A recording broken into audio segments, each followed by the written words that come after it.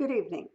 This is Pastor Barbara, aka Preacher with Parrots. Today is the 25th of September of 2016. It's an interesting day when you've been looking at the calendar as often as I have for the last few days. This is Sunday night.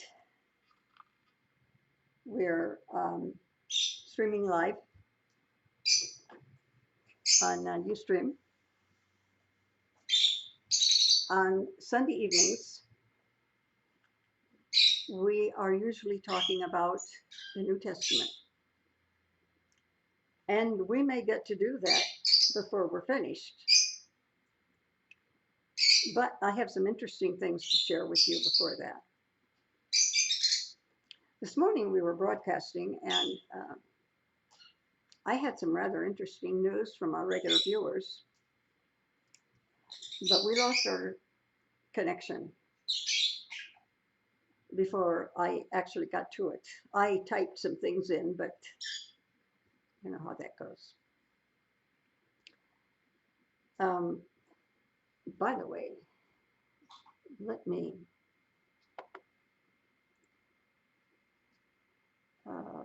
see if I'm doing this right. Let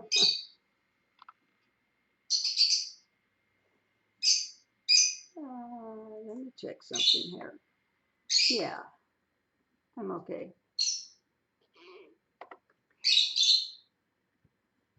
We've been studying on Sunday mornings for probably 6 months now, end time prophecy. I usually don't talk on subjects.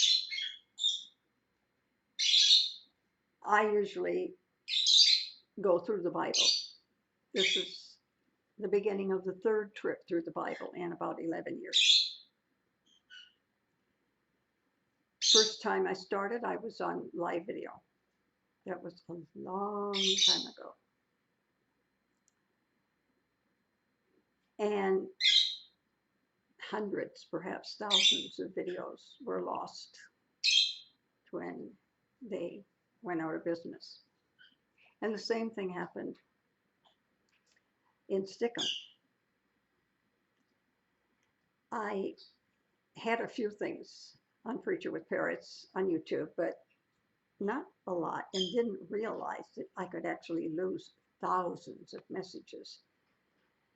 And 1.5 times through the entire Bible were lost. Nevertheless, we have it all on YouTube now, and hopefully it will outlast me. Usually, people who preach on prophecy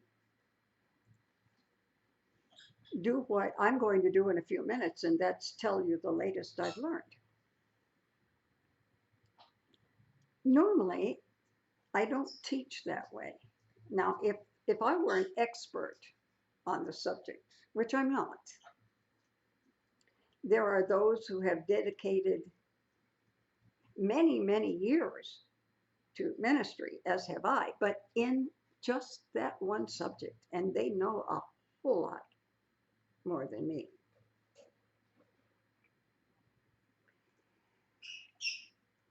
But I have enjoyed teaching from the beginning of end time prophecy, which is the rapture or the resurrection of the saints. And we have gotten to the end of the 7-year tribulation. And my message this morning was going to start where Jesus comes riding in a white horse along with the saints,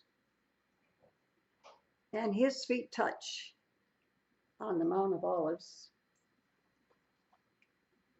By the way, I have some pictures. I hope I can remember to show them to you later. I often use a third computer to share visuals with you. But that's what I had planned on doing this morning until I had difficulty with my connection and had to quit. This is what I wanted to share. It's been bothering me for about 3 months, at least 2 months, that when I go to YouTube and I look at my messages,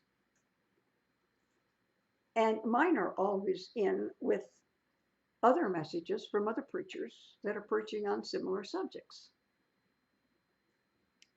And I've been noticing for at least 2 months that the information given on top of the side of beneath a video of another preacher, it will say, the Antichrist will be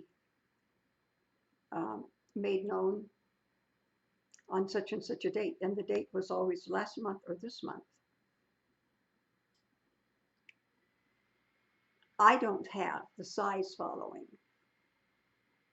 that many preachers who just preach on this or who are better known than I am have. And perhaps that's why that was never written on my account. And I wondered, why don't these other preachers, like John Hagee, Dr. Stanley, and others, why don't they do something about the fact that somebody is republishing their videos and adding things to it, like, we will know who the Antichrist is on such and such a day. You might as well set a date for the coming of the Lord, because that's the first clue. Well, not the first clue, but the first assurance that we know who the Antichrist is when he makes a deal with the nation of Israel. So saying you can point out who the Antichrist is almost as bad as saying you know when the Lord is coming back or when the rapture will be. And it bothered me. Why are these preachers not, they may know something I don't know, but why do I not see them being more vocal about what's being, their material is being used for? And I got to thinking, how could anybody at a given time know some information? Now, my regulars know that the first of this month, I was in a convention, a concilio, and a participant. And when you're participating in a meeting like this, we select officers, we select department heads, we vote on issues. And if you're in the meeting, you can see the way it's going. You might be planning to vote a certain way on a certain issue until you see that the way you were going to vote, you're going to lose your vote. And I got to thinking, I wonder if somewhere in the world there's a meeting like my concilio, and somebody figures that by being present in that meeting and they're going to see how things are going to go, they may have figured it out by then, or at that time figured it out, who the Antichrist might be. And I got to thinking, but what meeting would that be? Now, recently, Obama addressed world leaders, and I believe Netanyahu was going to do so a day or two ago. And I realized that information is always available if you know how to look for it. And so I started Googling to find out where there were meetings made up of people of various faiths. And I was surprised to learn I had not heard anything on any news station or on any television station. I had seen nothing on the internet. I don't read the paper a lot, but I hadn't read anything in the paper. I hadn't heard conversations about something that was going on today, last week, last month. We've heard about the elections and we've heard about the coming debate day after tomorrow. But nobody has talked about a very interesting group of people meeting in Jerusalem. I started out examining anybody getting together in the whole world where there might be leaders from around the world that someone could observe. And I wound up in Israel. And from Israel, I wound up in Jerusalem. I've always told my regulars, whenever you hear people talking about the whole world getting together, all of us becoming one, you're talking about end time prophecy.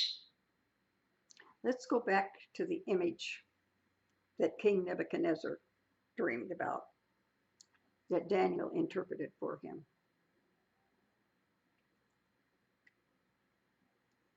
There had been, before this dream and this vision of this image, there had been two countries that had been world leaders. The first one was Egypt and the second one was Assyria. We don't have them written down because they're not part of this image and part of this dream. But once we get to this image, we're looking at worldwide leaders. Now, you and I know nothing of this. Since the 5th, 6th century,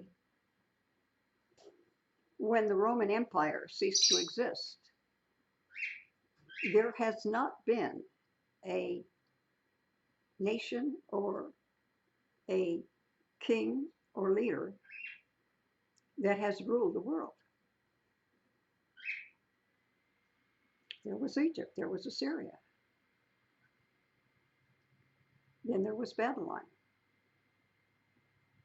the head of gold. Then there were the Medes and the Persians, the chess, shoulders, and arms.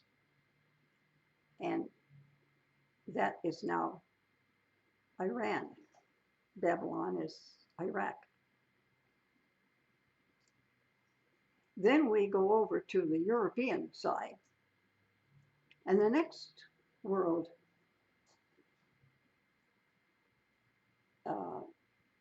leadership situation was Greece. And then around a half a century before the birth of Christ, the Roman Empire came into being. The Roman Empire was pictured on this image as legs of iron. And then After that came the feet, which were half iron and half clay. Now, not seen in the image, but part of that dream was a large stone not made with human hands, not existing because of any contribution of humanity. Therefore, God comes rolling off a mountain, hits the feet, knocks over the statue, and becomes the final world ruler.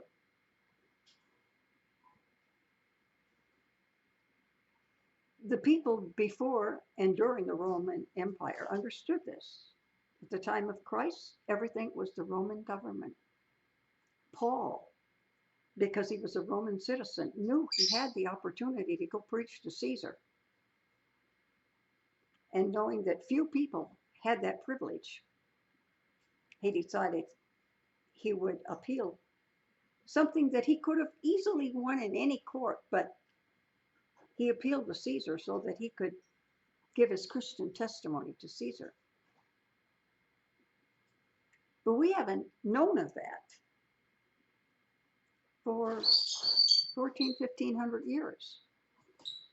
There are some countries that are greater and more powerful than other countries. But there is no one person or one country that's ruling the world. But there will be. And this vision has to do with worldwide leadership. And since we're in that period of time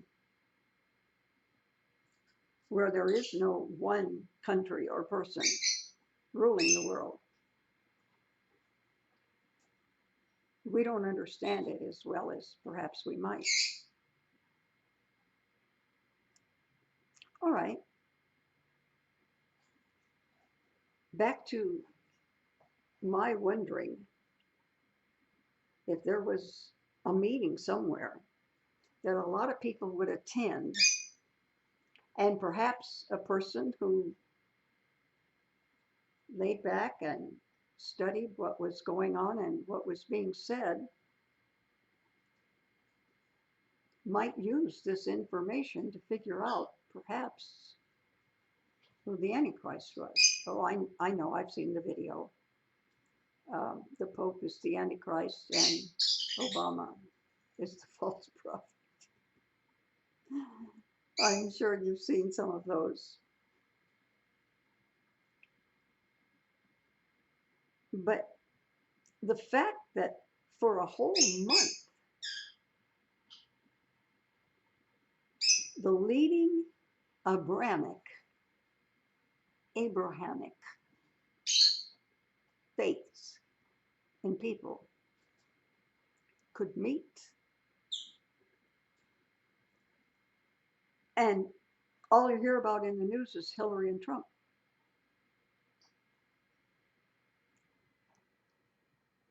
Apparently, they made a concerted effort to not make this meeting known.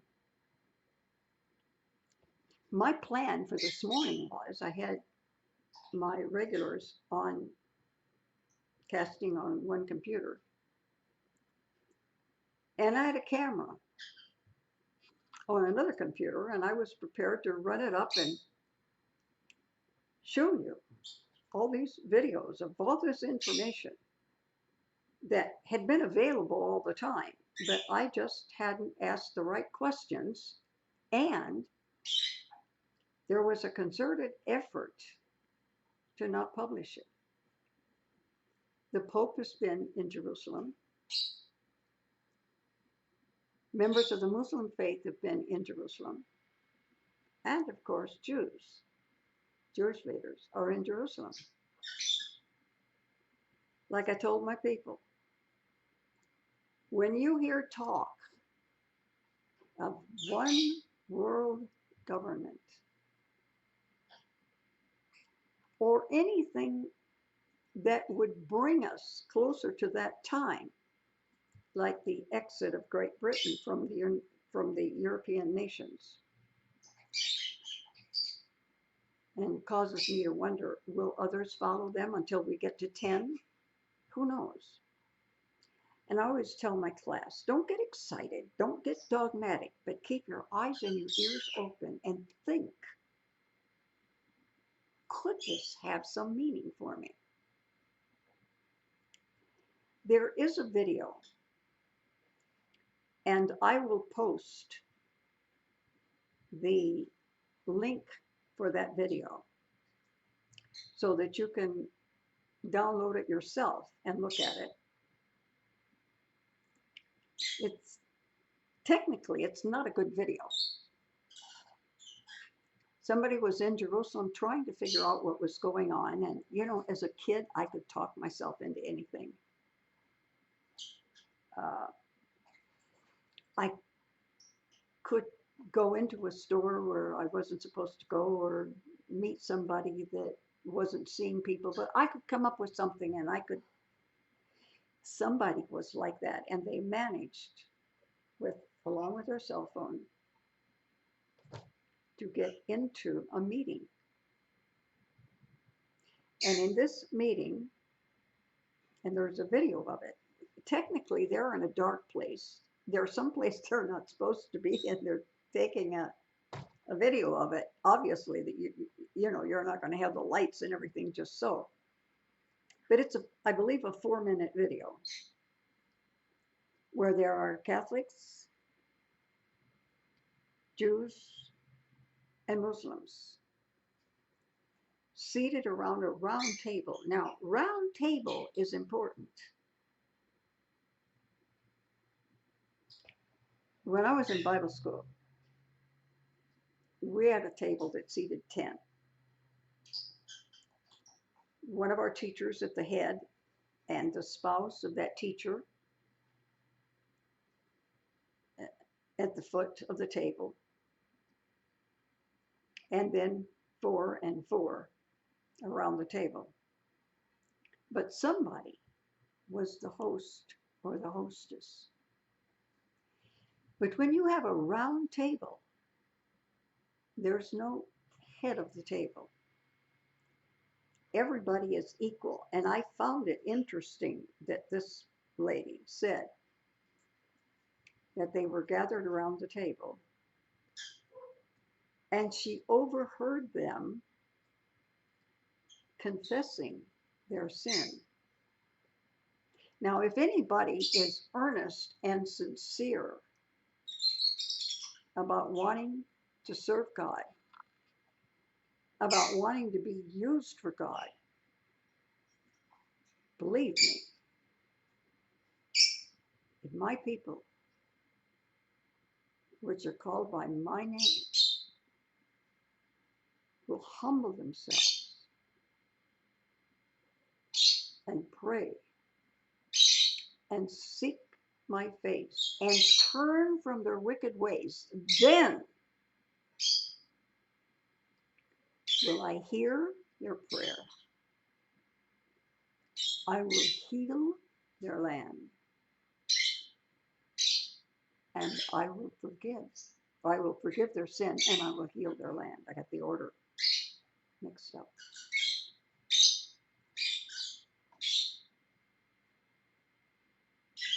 I understand that the Pope was a part of this. And I have read things he has printed and listened to things he has said about how we all need to get together. And I have listened to, there's a Catholic station I listen to that I have my car radio turned on, and I don't spend a lot of time in the car, but when I am there, I listen to that station. And there's a concerted effort to Catholics who have left the church or are not as faithful to the church as they might be to come on home, come on back. And it's not surprising that the head of the Catholic Church would want all Catholics to return, but others to come into the church with them. today, the 25th. Are we not the 25th? Yes, we're the 25th of September. Let me show you a picture that was taken today. Oh, we're loaded with pictures that were taken today.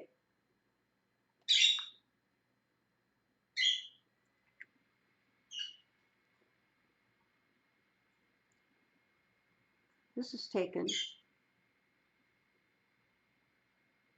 and I've got to show it to my other camera over here too, at the Mount of Olives. It's night there now, but you see there are Catholics and Protestants and Jews and Muslims.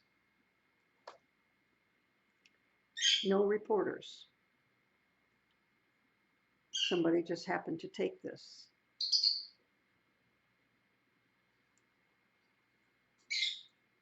There's something else happening. It's very interesting.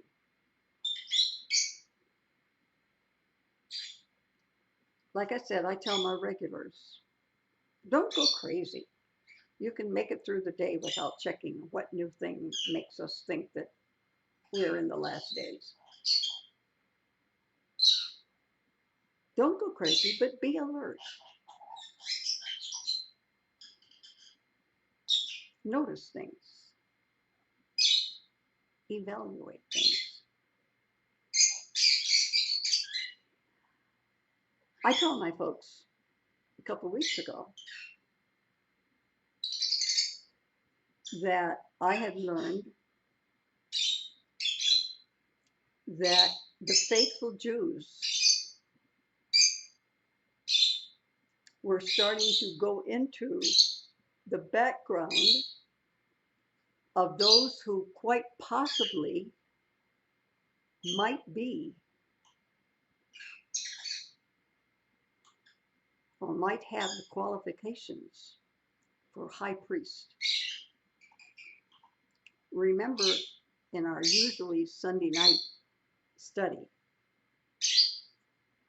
of the New Testament, we have just finished the childhood, or the Gabriel's advising the priest that he would become a father and that his barren wife Elizabeth would bear a child. Elizabeth was a relative of the Virgin Mary, and both Elizabeth and Mary are from that line. Of course, they're women, so they would never become priests, high priests, but they're from that line. And I learned that those from the Temple Institute in Jerusalem, an organization I learned of from a man that became a friend of mine, but outstanding in the field of prophecy. I never considered myself to be all that extra super knowledgeable on that particular subject. We'd been through the deal of the red heifer because they wanted to do things exactly as Moses did them for the tabernacle when he came off the mountain, having just received instructions from the Lord. And it was a couple weeks ago that I told my people they were looking into what Jews are there now in the Holy Land that might qualify. I learned something this afternoon. Since I talked to y'all this morning, I learned something this afternoon.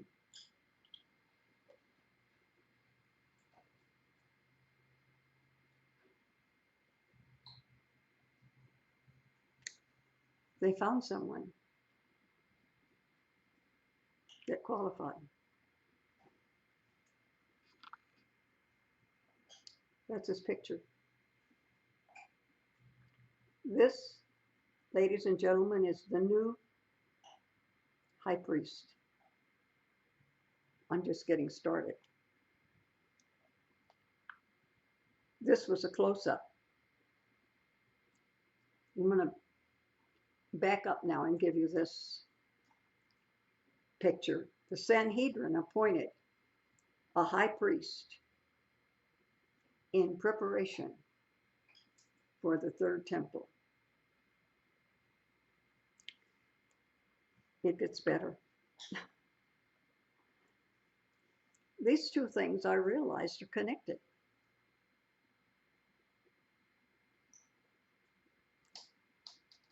The meeting of the leaders of those faiths that spring from Abraham. Hebrews, the Jewish faith, comes from Isaac, the son of Abraham and Sarah. And I had a scripture prepared to read to you. I don't have it handy to read to you now, but I will in a future video. There's a particular prophecy that declares that the promised one comes not just from Abraham, but from Abraham and Sarah. Because Ishmael, born of Sarah's Egyptian handmaid, also comes from Abraham. As a matter of fact, he's the firstborn, and you know what that means and all that comes with that.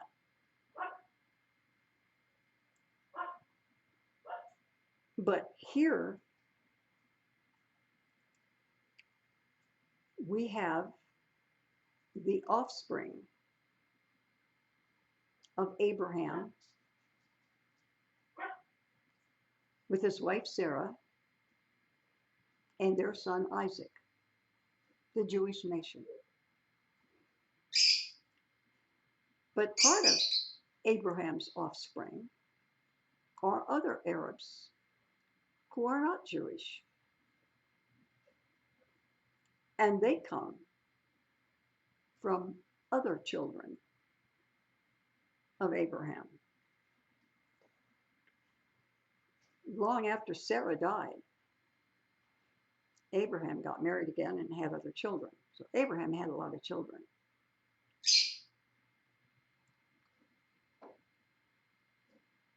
And then we have the Christians. We Gentile believers in Jesus Christ are part of that because we are the results of the Jewish nation and the Messiah, which they produced.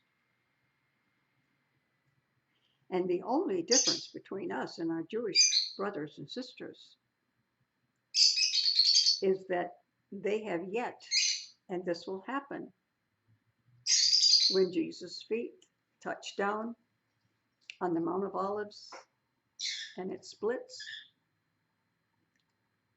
and there will be an east and a west side. And so all of Abraham's offspring have met most of this month. And there are some meetings still going on, and we know very little of them.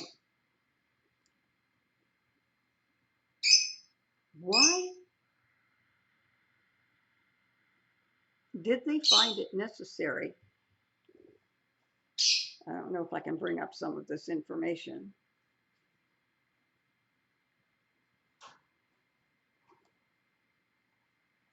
Here's something that came out on the internet. Jerusalem Interfaith Event. Bring together leaders of Abrahamic faiths. I don't know if, okay, I'm going to do it this way. I'm going to show it first on one screen. And then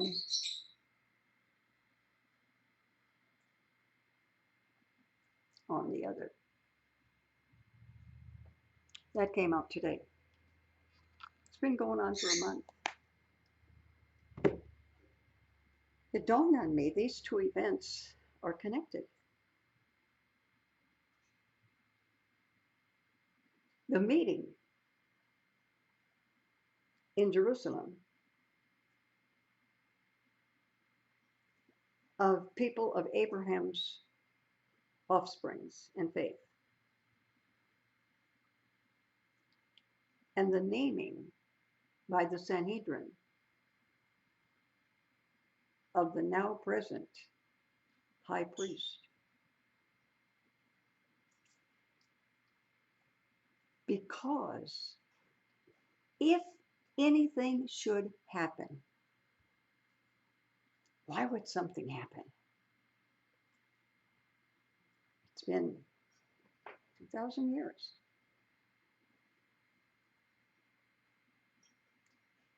What do you mean? If something should happen? What could happen? If something should happen and the Jews gain control of the Temple Mount, where the Blue Mosque is. I think I've got that here. It may be something that I downloaded and put somewhere else. But I realize that some of you had not seen pictures of it close up. Oh, not here. I must have downloaded it to put somewhere else. If something should happen, and today or tomorrow, the Jews have access to the Temple Mount, it is their obligation. We have a holy day or holiday, depending on how you pronounce it. We have a holy day coming up. And if something should happen, like maybe a rapture, and or anything that would give them access to the Temple Mount, it is their obligation to immediately begin sacrifices, even though the temple's not built. But they needed a high priest like right now. And they now have a Bible school for priests, for high priests. I think it's great. But these things are really the too relevant. What if something out of this meeting that they're having in Jerusalem? You say, well, what is this? I've never heard of it. I hadn't heard of it either.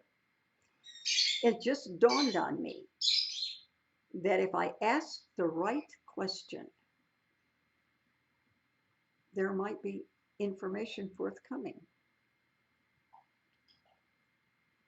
But if there's an effort not to put something in the news, or if there's an effort being made to keep something out of the news, I watch as much television as anybody else. I look at as much internet as anybody else.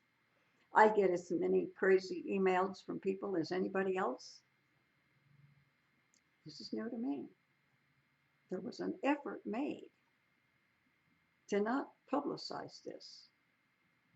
What if, through a rapture or through some agreement, the Jews were able to have access to the Temple Mount, even though they don't have a building? They feel they have an obligation. They've had the garments They have over 100 priest garments, and they already have a couple of high priest garments. The high priest wearing, the breastplate with the Urim and Thummim and all of this inside. They're ready to go. The Lord's ready. Just waiting for his Father to say, today's the day. Now is the time. And now the question is, are you ready? As soon as you turn this off, and I will put up both the link for the woman who was able to go inside and take a few pictures, a 4-minute video, I believe, on her cell phone, and information I haven't found yet, but I'm looking for, and it has to do with somebody happened into a meeting or learned of a meeting in the, what's it called?